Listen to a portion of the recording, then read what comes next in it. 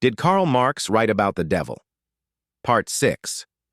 Here are some real-world examples and categories that illustrate how atheism can coexist with practices often associated with witchcraft or involvement in cult-like groups, without necessarily implying belief in supernatural deities: atheist witches, secular pagans, humanistic pagans.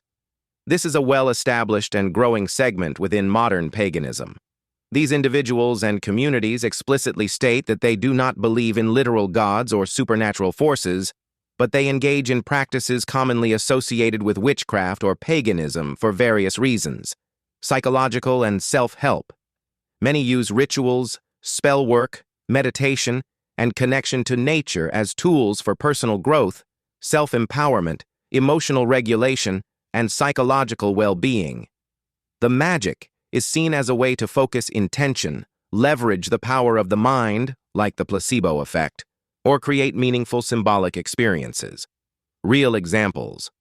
You can find countless individuals on platforms like Reddit, e.g. r/sas witches, skeptic, agnostic, atheist, and science-friendly witches, TikTok, and personal blogs who identify this way.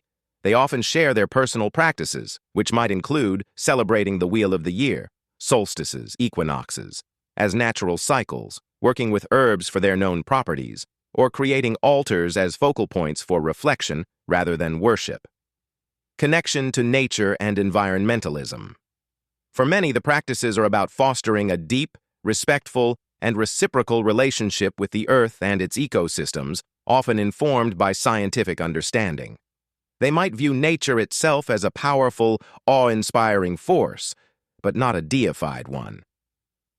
Real example. John Halstead is a prominent author and voice in the naturalistic paganism movement. He writes extensively on humanistic and naturalistic approaches to paganism, emphasizing a non-supernatural worldview while embracing pagan practices for their psychological, ecological, and community benefits. He's been involved in initiatives like a pagan community statement on the environment, cultural and ancestral connection.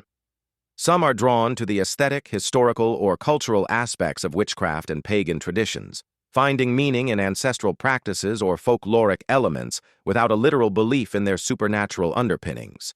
To atheists in cult-like groups, non-religious, ideological, or self-improvement cults.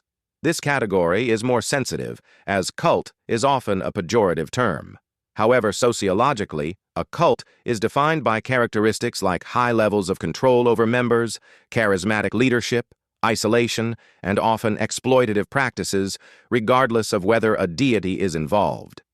Atheists can be susceptible to these groups just like anyone else, as the appeal isn't religious but ideological, psychological, or social. Self-help, personal development groups, accused of cult-like behavior. There have been various organizations in the human potential or self-help industry that have been accused of cult-like tactics. These groups often promise radical personal transformation, success, or enlightenment through intensive, expensive programs and can exert immense pressure and control over participants. Their philosophy is often secular, focusing on mindset, energy, or personal breakthroughs. Example: Landmark Worldwide, formerly EST, has faced numerous accusations of being cult-like due to its high-intensity seminars, confrontational methods, and pressure on participants to recruit others. While it doesn't involve deity worship, it exhibits many characteristics of a high-control group. Example: some multi-level marketing, MLM companies, can foster cult-like environments, particularly at higher levels, with charismatic leaders, intense motivational events, and a strong us versus them mentality against outsiders who don't understand their opportunity. The focus is on wealth and success, not spiritual salvation.